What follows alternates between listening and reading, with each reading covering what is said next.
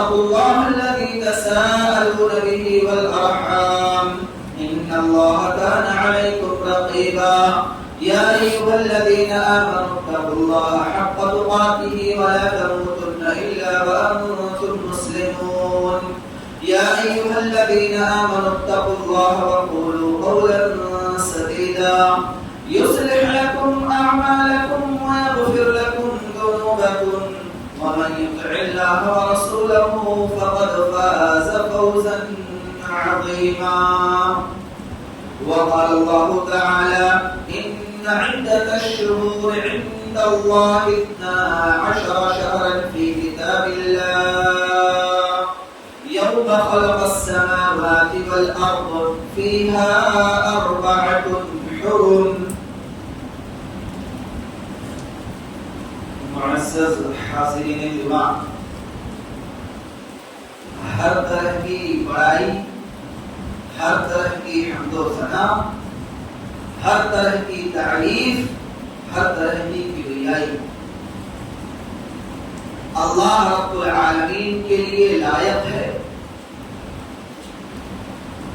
جس رب العالمین نے انسان کو بیش بہا نعمتوں سے نوازا ہے، جس اللہ نے انسانوں کی آسانی کے لیے رحمت کا نزول کیا ہوا ہے، درود و سلام نازل ہو آخری نبی جناب محمد عربی صلی اللہ علیہ وسلم پر،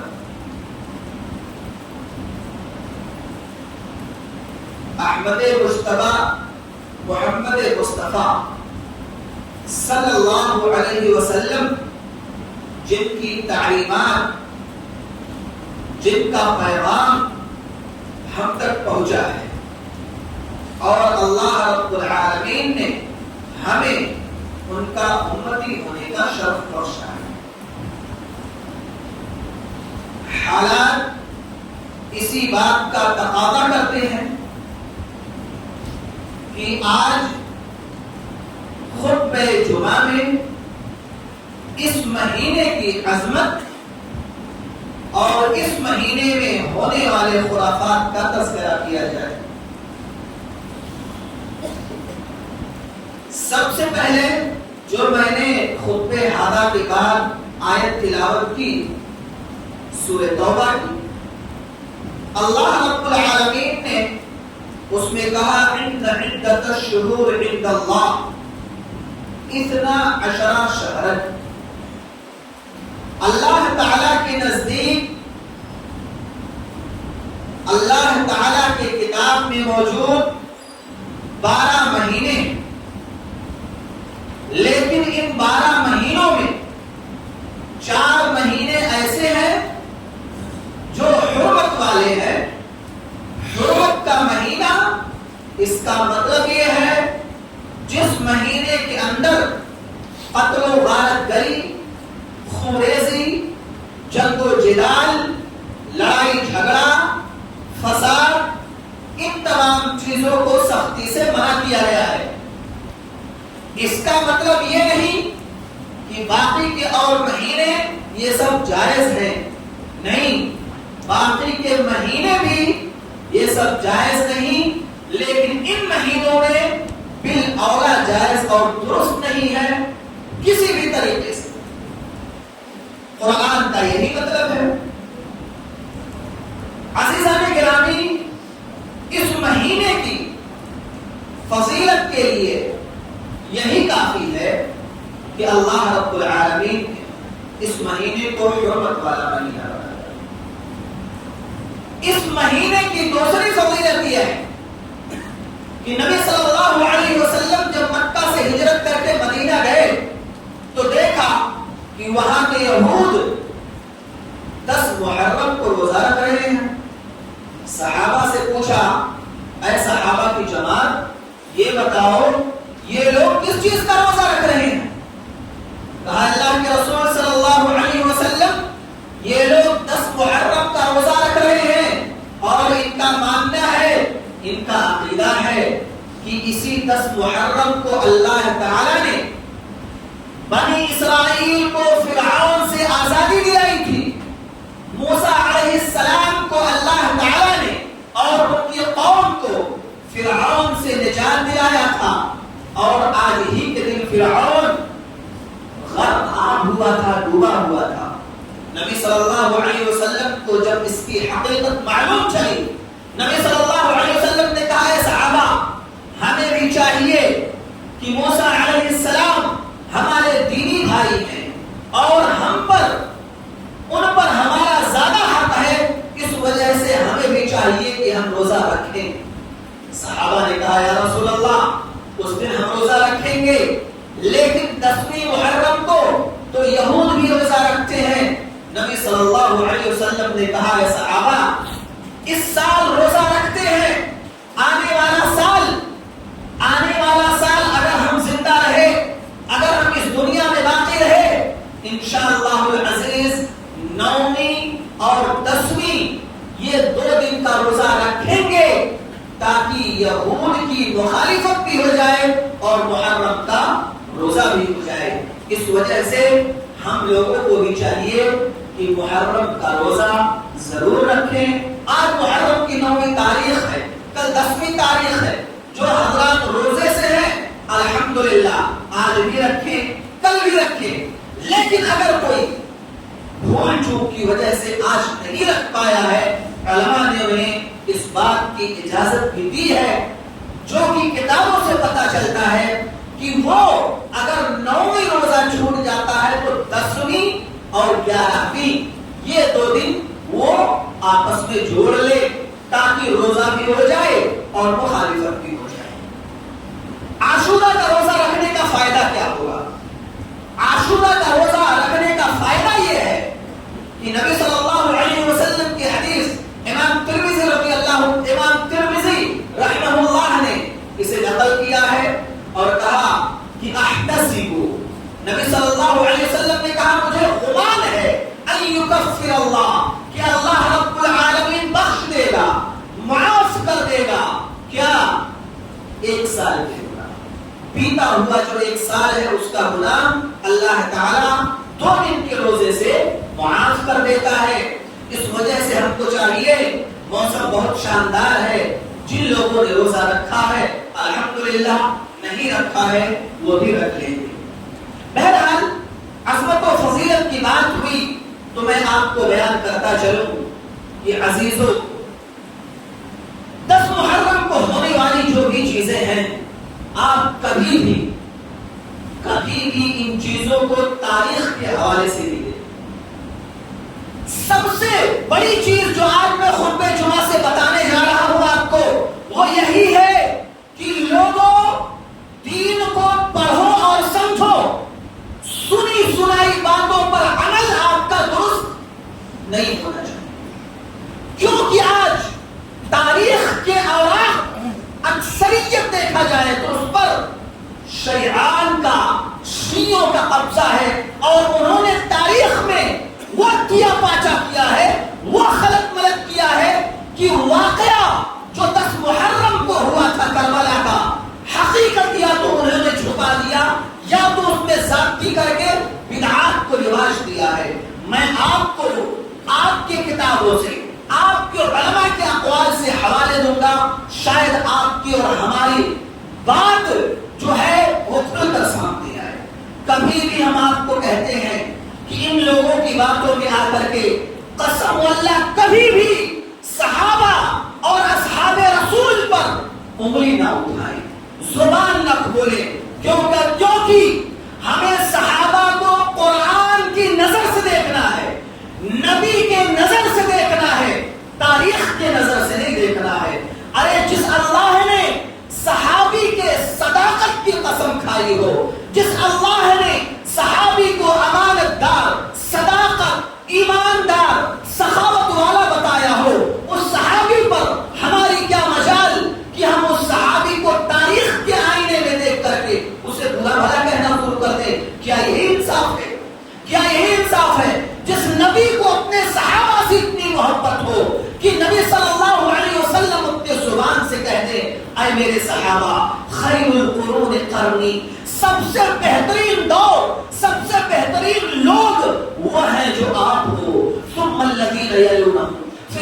کے آنے والے لوگ، اس کے بعد کے آنے والے لوگ، جس نبی نے اپنے صحابی کو یہ ٹائٹل دے دیا ہو کہ سب سے بہترین آپ ہو، آپ اس صحابی پر انگلی اٹھائیں، زبان اٹھائیں، یہ ناانصافی ہے۔ اور یہ غلطی یہی ہوتی ہے کہ ہم لوگ صحابی کو تاریخ کے آئینے میں دیکھتے ہیں، نبی کے زبان اور قرآن کے آئینے میں نہیں دیکھتے، قرآن کے آئینے میں نہیں دیکھتے، اور تاریخ میں جو باتیں ملائی گئی، جو باتیں بتائی گئی، سراسر غلط بتائی گئی ہیں۔ لہذا ہمیں صحابی کو نبی اور اللہ کے نگاہ سے دیکھنی ہے، یہ سب سے ضروری چیز ہے۔ اور دوسری چیز، اگر اپنے اولاد کو، اگر اپنے آپ کو، اگر اپنے گھر والوں کو ان 10 محرم کے ہونے والے بدعات سے بچانا ہے تو ہمیں پڑھنا ہوگا دین، کیونکہ آج ہمارا بچہ، آج ہمارا بھائی، آج ہمارا گھر کا فرد، آج ہمارا گھر کا فرد وہ دین کے بارے میں جانکاری نہیں لیتا، بس اسے جو بھلی لگی نگاہوں کے سامنے، ناچ گانے بھلے لگے اسی میں شامل ہو گیا، اسے بجانا پیٹنا اچھا لگا اسی میں شامل ہو گیا۔ آج ضرورت ہے پڑھنے کی، کیا چیز صحیح ہے، کیا چیز غلط ہے۔ دین کی تعلیم کے معاملے میں ہم اگر اپنے گھر کے حالات کا جائزہ لیں، ہمارے بچوں کو ابھی بھی امہات المؤمنین نبی صلی اللہ علیہ وسلم کی بیویاں جو اس امت کی مائیں ہیں ان کا نام نہیں پتا ہے۔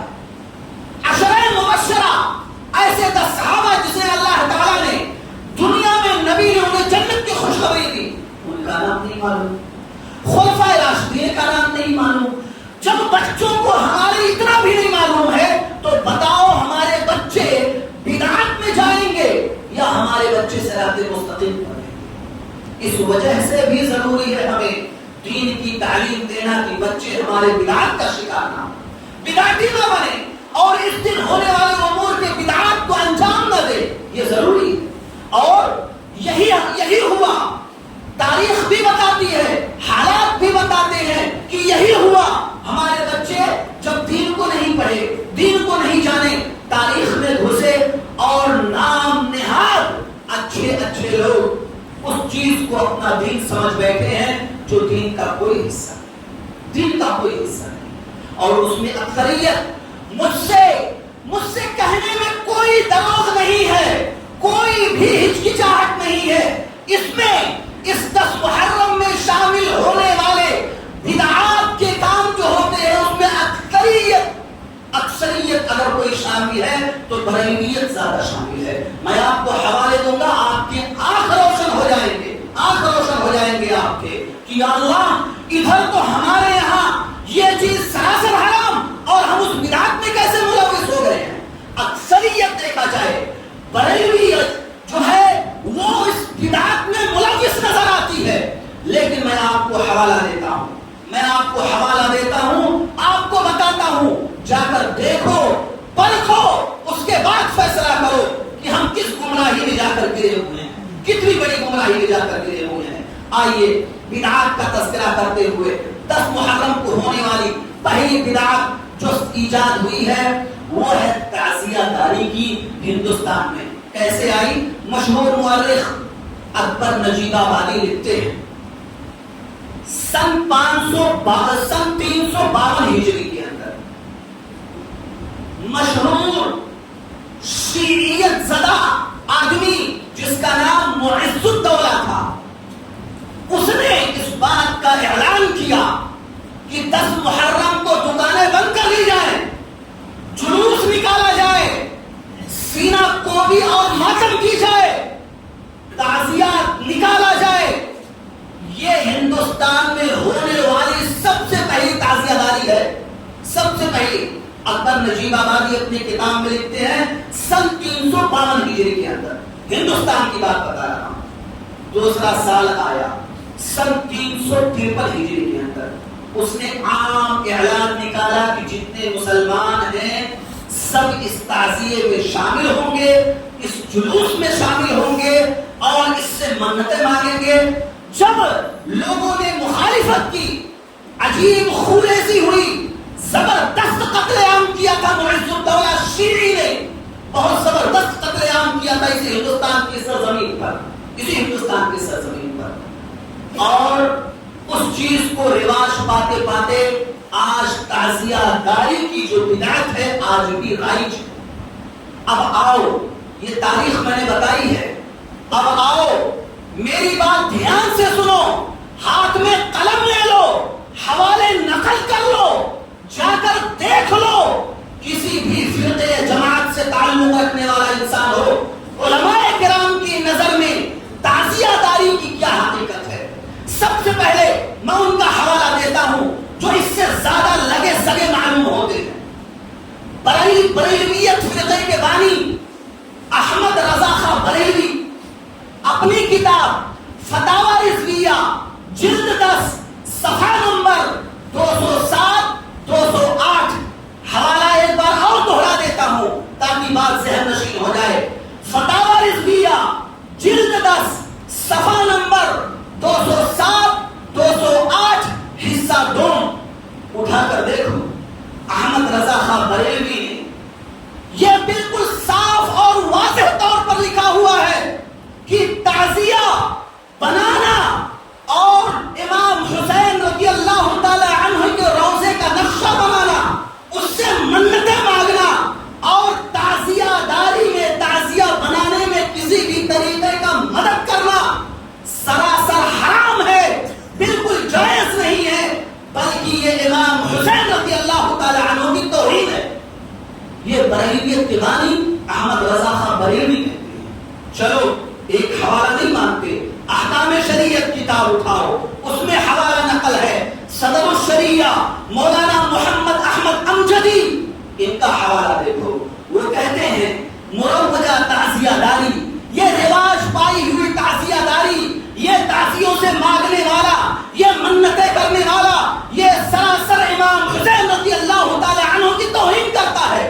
چلو ان کی بھی بات نہیں مانتے. آپ جس علاقے میں رہتے ہیں ضلع بستی کے رہنے والے مفتی جلال الدین احمد امجدی، یہ مرکز بانی دارالعلوم امجدیہ اہل السنہ ضلع بستی. آپ بستی سدھارتھ نگر اسی کے آس پاس کے رہنے والے لوگ ہیں، لہذا انہی کا حوالہ دیتا ہوں تاکہ بالکل بات واضح ہو جائے اور آپ جب تحقیق کرنا چاہیں بالکل کر سکتے ہیں. وہاں کے بانی جب ان سے اس بات کا فتویٰ پوچھا گیا مفتی جلال الدین احمد امجدی سے کہ اے شیخ یہ بتائے، یہ جو آج کل رواج پایا ہوا تعزیہ داری کا ماحول ہے کیا یہ درست اور جائز ہے؟ انہوں نے برسرے پیکار یہ بات کا اقرار کیا اور کہا اس طرح کی تعزیہ داری یا کسی بھی طرح کی تعزیہ داری اسلام میں سراسر حرام ہے، اس کا کوئی شبیہ اور کوئی راستہ نہیں، کوئی راستہ نہیں ہے، سراسر حرام ہے. لہذا اے بریلویت کے ماننے والوں، میری آپ سے اپیل ہے، میری بات نہیں سمجھ میں آتی، آپ کی اپنی علماء کی بات تو سمجھ میں آتی ہے نا، آپ ان کی بات کیوں نہیں مانتے؟ پھر آپ اس بیماری میں، اس بدعت میں، اس خرافات میں ملوث ہو کر کے اللہ کا گھر چھوڑ کر کے آپ ان کے یہاں جا کر کے اس تعزیہ داری میں شامل ہو کر کے اس سے منتیں مانگ کر کے اس سے اپنے حاجتیں پوری طرح کر کے ان کے جلوس میں شامل ہو کر کے ایسی حرکتیں کرنے کی جرات، اور آپ نے ایسا حوالہ پایا کہاں؟ یہی نا کہ رسم اور رواج ہے، چل رہا ہے چلنے دو، ہم بھی اس میں شامل ہو رہے ہیں ہونے دو. لہذا اس چیز سے ہمیں بچنے کی اشد ضرورت ہے. علماء کرام کے اقوال اگر دیکھے جائیں تو دیوبندیوں کے مشہور عالم دین مولانا اشرف علی تھانوی نے اس کو حرام قرار دیا ہے، مولانا رشید احمد گنگوہی نے اسے حرام قرار دیا ہے، اور آگے چلیے علماء اہل حدیث میں سید نذیر حسین محدث کہلوی نے الحمدللہ یہ جماعت شروع سے لے کر آج تک اس کے خلاف رہی اور اس کا انکار کرتی رہی، اور اللہ تعالیٰ نے جب ایسے حق والوں کو پیدا کیا ہے اور حق پر باقی رہیں گے، اس کا انکار کرتے رہیں گے اور اس کے خلاف بولتے رہیں گے، یہ ہماری شان ہے الحمدللہ. اور اسی طریقے سے مولانا ثناء اللہ صاحب امرتسری، انہوں نے بھی تعزیہ داری کو سراسر حرام قرار دیا ہے. اب آپ بتاؤ بریلویت کے بانی علماء دیوبند، علماء اہل حدیث، ہر طرح کا عالم دین اس چیزوں کو منع کرتے ہیں، سخت حرام قرار دیتے ہیں، پھر ہمارا زمین کیسی گوارا کرتا ہے کہ ہم وہاں جا کر کے اس طرح کی بدعات کو، اس طرح کے خرافات کو رواج دیتے ہیں، اس طرح کے خرافات کو۔ یہ ہونے والی 10 محرم کی پہلی بدعت ہے۔ چلیے آگے، دوسری بدعت کا تذکرہ جو ازحد ضروری ہے وہ ہے ماتم کرنا، نوحہ کرنا، بال نوچنا، چیخنا، چلانا۔ یہی ہے۔ آئیے حدیث رسول دیکھتے ہیں۔ نبی صلی اللہ علیہ وسلم نے کہا لیس منا۔ اگر آپ اس حدیث کو پڑھنے سے پہلے میں ایک سوال آپ کے ذہن میں ڈالنا چاہتا ہوں۔ اگر ہم کہیں کہ ہم نبی کے ماننے والے، نبی کے امتی ہیں اور الحمدللہ ہم نبی کے ماننے والے، لیکن آپ کا یہ دعویٰ رہے اور نبی صلی اللہ علیہ وسلم یہ کہہ دے کہ یہ ہم میں سے نہیں ہے، پھر آپ کی محبت رائے گا، آپ کا عمل رائے گا؟ نبی صلی اللہ علیہ وسلم نے کہا لیس منا، ہم میں سے وہ انسان نہیں ہے من ضرب الخدود، جس نے اپنے گال کو پیٹا، من ضرب الخدود، جس نے اپنے گال کو پیٹا، اپنے گریبان کو چاک کیا، ودعا بدعوت الجاہلیہ، اور اس میں پڑھ کر کے جاہلیت کے بول بولے۔ نبی صلی اللہ علیہ وسلم نے کہا ایسا شخص ہم میں سے نہیں ہو سکتا جو ماتم کے نام پر اپنے گال پیٹے، اپنے گریبان پھاڑے اور جاہلیت کے بول بولے۔ اب دیکھو یہ نبی صلی اللہ علیہ وسلم کی حدیث ہے، اب آپ مروجہ جو ماتم ہے آپ اس پر نگاہ ڈالو۔ کیا اس دن ہونے والی بدعات میں سے گال نہیں پیٹا جاتا، سینہ اور گریبان نہیں چاک کیا جاتا، اپنے سینوں کو نہیں پیٹ پیٹ کر کے ہلاک کیا جاتا؟ اب قرآن کی آیت دیکھو، اللہ رب العالمین نے لوگوں کو خطاب کرتے ہوئے کہا فَلَا تَظْلِمُوهُنَّ أَنفُسَكُمْ، اے لوگوں اپنے نفسوں پہ ظلم نہ کرو۔ کیا یہ نفس پر ظلم نہیں ہے؟ انسان اپنے آپ کو ہلاک کر رہا ہے۔ اسے غم حسین منانے والوں سے پوچھو، انہیں غم حسین کا تو تذکرہ آتا ہے یاد، کیا اور جو اس سے پہلے ہوئے ہیں، اس سے پہلے جو شہادتیں ہوئی ہیں ان کا تذکرہ کیوں نہیں کرتے؟ حسین رضی اللہ تعالی عنہ کو کربلا میں شہید کر دیا گیا۔ شہید ہونا اللہ کے راستے میں الگ ہی اعجاز ہے۔ اس چیز کا دکھ تو ہے کہ انہیں شہید کیا گیا، لیکن اللہ کے راستے میں شہید کیا گیا، یہ اعجاز کی بات ہے، اعجاز کی بات ہے۔ اور میں کہہ دوں حسین رضی اللہ تعالی عنہ کے بابا حضرت علی رضی اللہ تعالی عنہ کو جمعہ کے دن فجر کی نماز پڑھانے آ رہے تھے۔ ایک آدمی آیا اور خنجر گھونپ دیا، اور کون گھونپا تھا معلوم ہے؟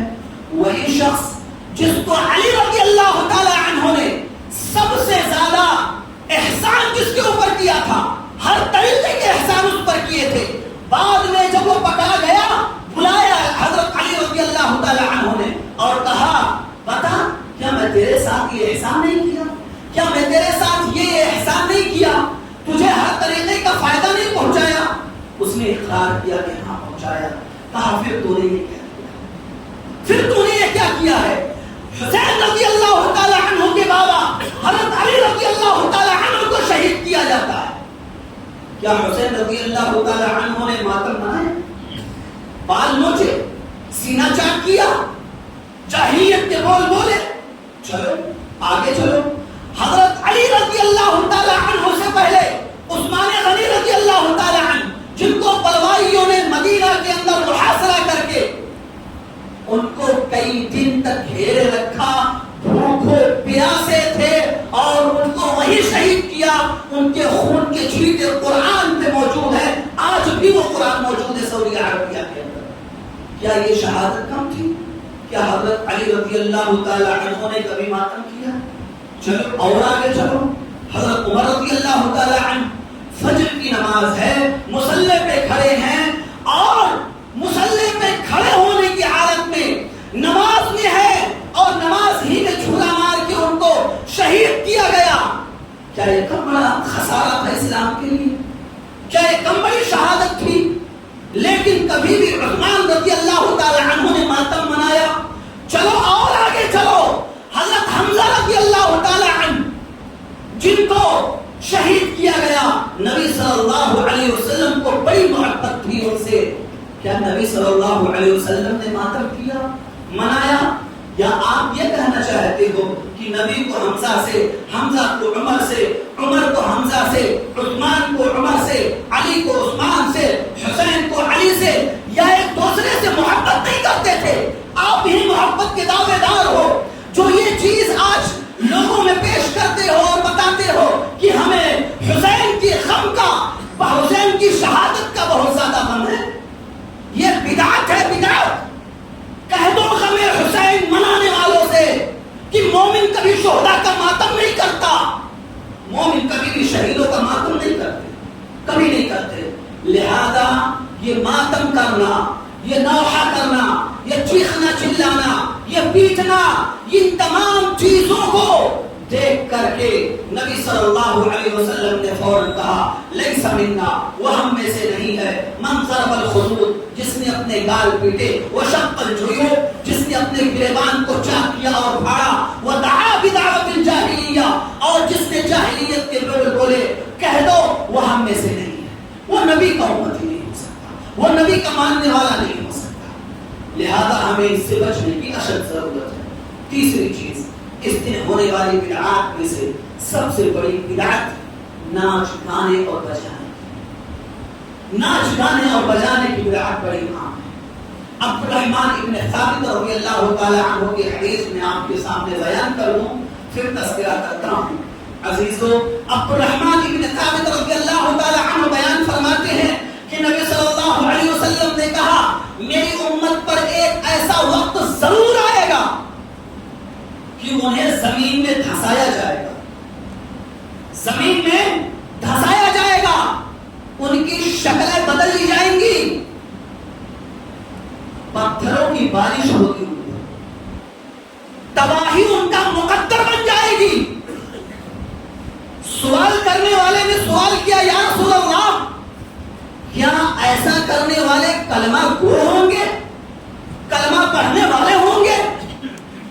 نبی صلی اللہ علیہ وسلم نے کہا ایسا کرنے والے کلمہ گو، اور یقین مانو آج یہ چیزیں نبی صلی اللہ علیہ وسلم نے کہا اللہ کے رسول وجہ کیا ہوگی کہ ان پر ایسا عذاب آئے گا؟ کہا ناچ گانا، شراب، ریشم، جو ان کے لیے حرام ہے یہ اس کو حلال کر لیتے۔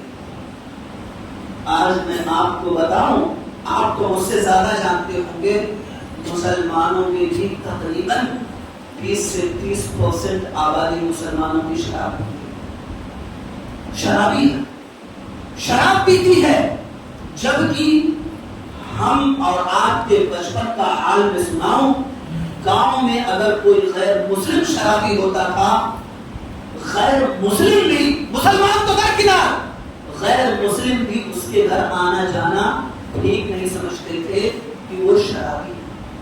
آج ان کا تو چھوڑو، مسلمانوں کی 20 سے 30% آبادی نشیڑی ہے، شراب پیتی ہے۔ وہ کہا نبی نے آئے گا وقت جب ان کو دھسا دیا جائے گا، ان پر ہر طرح کے عذاب مسلط ہوں گے، پتھروں کی بارش ہوگی ان پر، کلمہ گو ہونے کے بعد ناچ گانے کو، شراب کو حلال کر لیں گے۔ چلے جاؤ آج ممبئی کے ڈانس بار میں ہر تیسرے ٹیبل پر ایک مسلمان ملے گا، شراب ہے، ناچ گانا ہے کہ نہیں؟ اور کل کے دن ہونے والا کام بھی اکثریت وہی ہوتا ہے، اکثریت لوگ اسی کا تذکرہ کرتے ہیں اور وہی کام کرتے ہیں جس کی مخالفت علماء کرتے ہیں اور اس دن بچاتے ہیں، لوگوں کو منع کرتے ہیں۔ لیکن یہ قوم نہیں سمجھتی، ناچ گانے کو اتنا عام سمجھتی ہے۔ آؤ میں صحابی رسول کا واقعہ سنا دوں۔ حضرت عبداللہ ابن عمر رضی اللہ تعالی عنہ کے شاگرد کو نافع وہ بیان فرماتے ہیں کہ ایک بار حضرت عبداللہ ابن عمر رضی اللہ تعالی عنہ کا گزر ایک بستی کے پاس سے ہوا. گانے اور ناچنے کی آواز کان میں آئی, انہوں نے کان بند کر لیا اور دور نکل گئے اور اپنے ساتھی اپنے شاگرد سے پوچھ رہے ہیں نافع کیا گانے بجانے کی آواز ابھی بھی آ رہی ہے؟ انہوں نے کہا نہیں.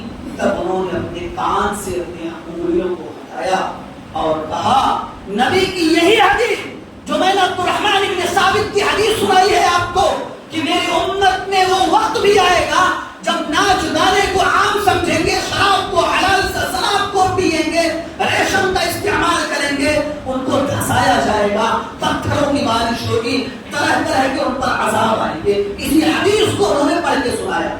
اب آپ بتاؤ کل ہونے والا دن کسی ناچ گانے سے کم ہے؟ جگہ جگہ ڈانس ہوتے ہیں, ڈھول تاشے بجتے ہیں, نکلنا حرام کر دیتے ہیں. اس میں ملوث افراد سے میری التجا ہے, اگر وہ اپنے آپ کو مسلمان کہتا ہے کیا ایمانداری کے ساتھ بتائے, اگر وہ نبی کا ماننے والا ہے کیا نبی صلی اللہ علیہ وسلم اس طریقے سے خوش ہوتے؟ دیکھ لیتے اگر نبی اس طریقے سے خوش ہوتے وہ مجھے بتائے. کیا اسی کا نام دین ہے؟ روڈ پر ناچنا گانا تباہی مچانا اور دھم مچانا اسی کا نام دین ہے؟ اسی کو دین کہتے ہیں؟ یہ خرافات ہے, منکرات ہے, بدعت ہے.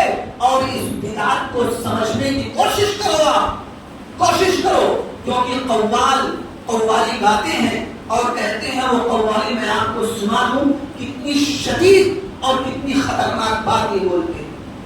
یہ امام حسین رضی اللہ تعالی عنہ کی شہادت کیا مناتے ہیں, دین کا مذاق اڑاتے ہیں, قوال دکھاتے ہیں. قوال گاتا ہے, سن سکتے ہیں آپ اپنے موبائل میں سن سکتے ہیں. یہ ناچ گانے گاتے گاتے کہتے ہیں عصمت کعبہ کو ٹھکرانے کا موسم آ گیا. بولو مردود کو خانے کعبہ کی حفاظت کی ذمہ داری رب نے اٹھائی. ارے ابرہا جیسا انسان نہیں کچھ کر پایا اور عصمت کعبہ کو ٹھکرانے چلا ہے. کہتا ہے عصمت کعبہ کو ٹھکرانے کا موسم آ گیا. میں کیا جانوں رام, تم کیا جانو گورکھ دھندا, میں شرابی. نعوذ باللہ من ذالک. بےہودگی کا عالم یہ ہے, بےہودگی کا عالم یہ ہے. شراب کا بھی پرچار عصمت کعبہ کو بھی تار تار کر رہا ہے اور اسے کسی چیز کا کوئی سروکار نہیں. ایسی مجلسوں سے بچو میرے عزیزوں. جو میں نے آپ کو آج کے خطبے میں نصیحت کی ہے, چلو آپ کو مجھ سے اختلاف ہو سکتا ہے, کوئی مسئلہ نہیں. میری بات نہیں سمجھ میں آتی ہے, کوئی مسئلہ نہیں. آپ کو اپنے عالم کی بات سمجھ میں آتی ہے. جو میں نے حوالے دیے ہیں تسلی کر لو, دیکھ لو. حوالہ جو میں نے لکھوایا ہے اس کو نوٹ کر لو, جا کر دیکھو کسی بھی فرقے کے ماننے والوں نے اس کو حلال کہا ہے؟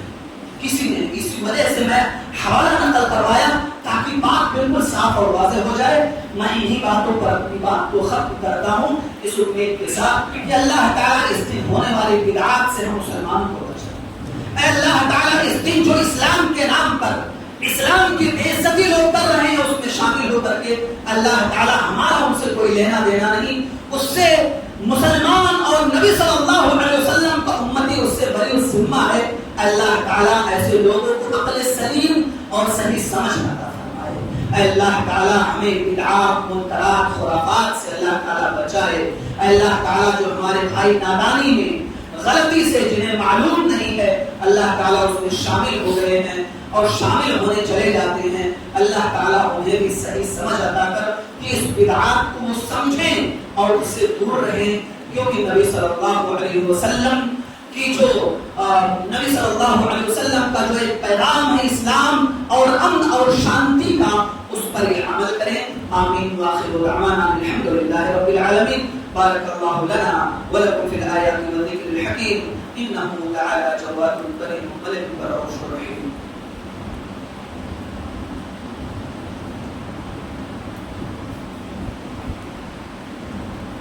ان الحمد للہ